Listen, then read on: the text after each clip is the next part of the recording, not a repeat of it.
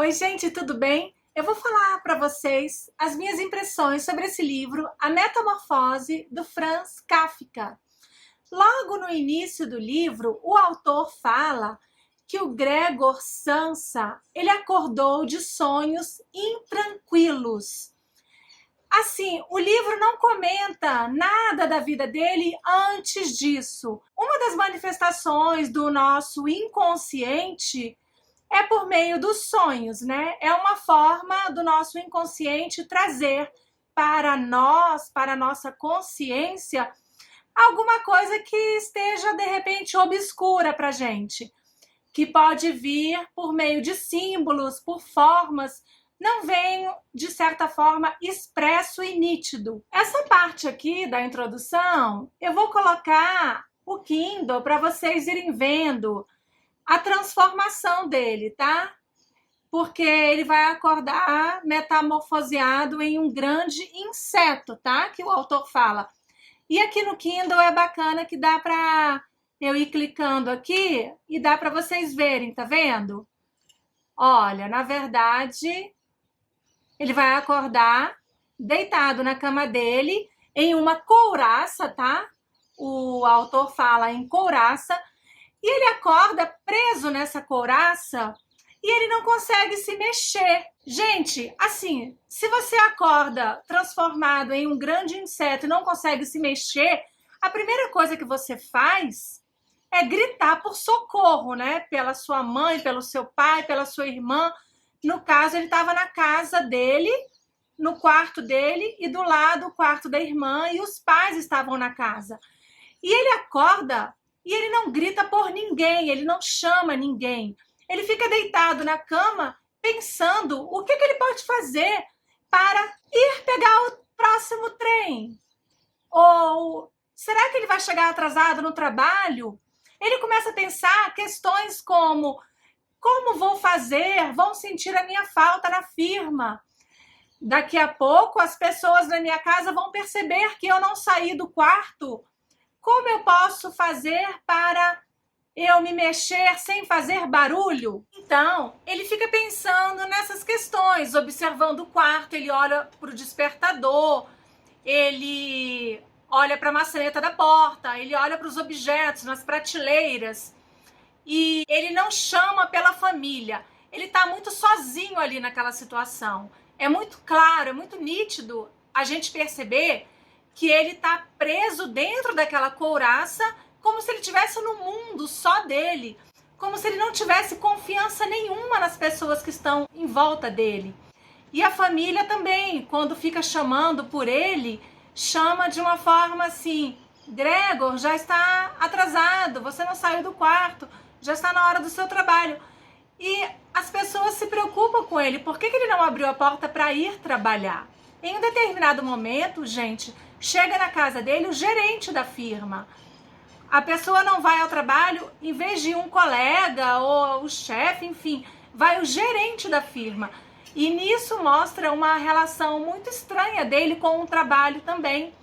Porque o gerente na porta fala para ele que ele tem que abrir a porta e que ele não queria falar ali na frente dos pais dele, mas que ele acha importante falar que nos últimos tempos, já fazia um tempo que o Gregor não estava sendo muito produtivo.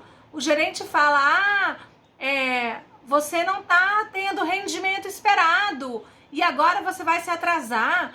Então, nesse momento também, me passou muito a ideia dele estar em algum processo de depressão mesmo, ou algum estresse muito forte.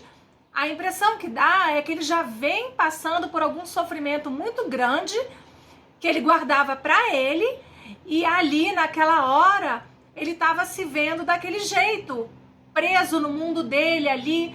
E ele, o inseto, o autor fala que as perninhas do inseto são muito frágeis, ele não conseguia ficar em pé, não conseguia chegar direito na maçaneta da porta, como se a fragilidade tivesse nele, sabe? No meu ponto de vista, o autor deixa bem claro pra gente que o Gregor Samsa, ele tinha certeza absoluta que ele não podia contar com ninguém da família dele.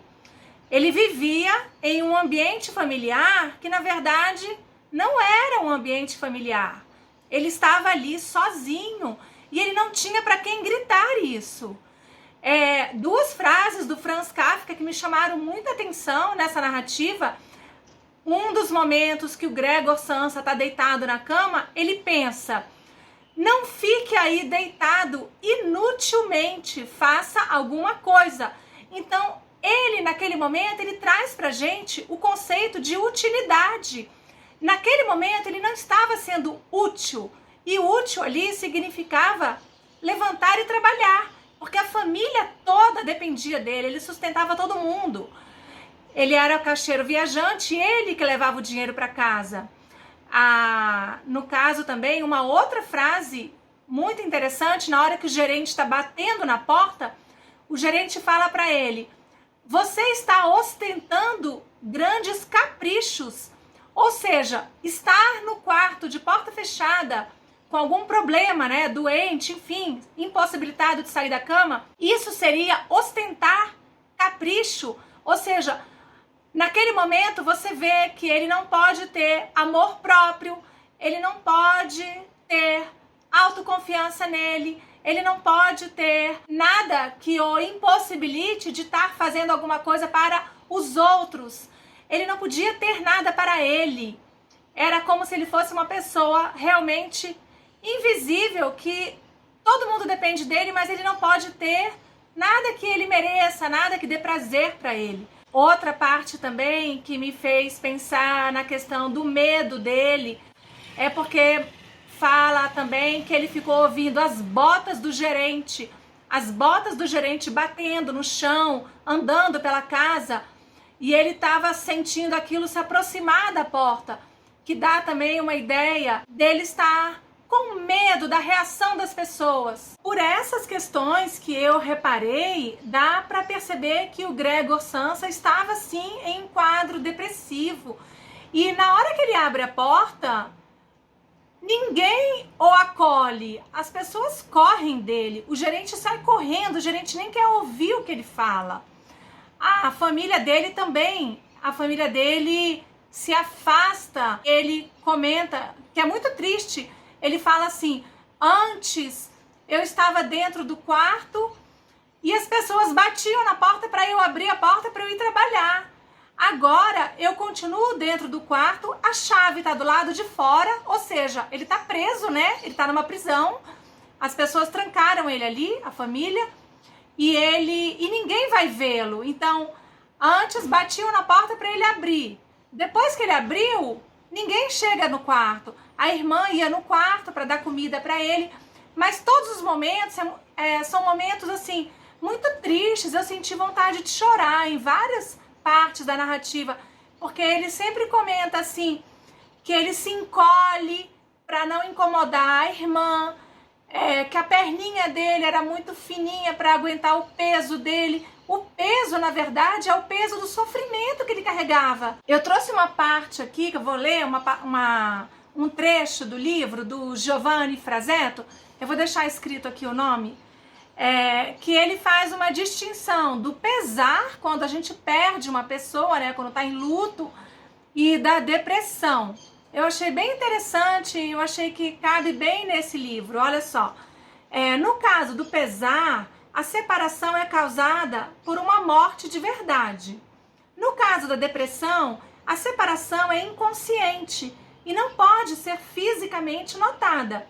Pode envolver a perda de algo, uma reação a ser desprezada, negligenciada, uma emoção ambivalente que não foi realizada. Em outras palavras, o pesar vem de fora, a depressão vem de dentro. Mas em ambos os casos, tal separação causa a dor. Em ambos os casos, o indivíduo se afasta da realidade, se retrai, perde interesse no mundo externo.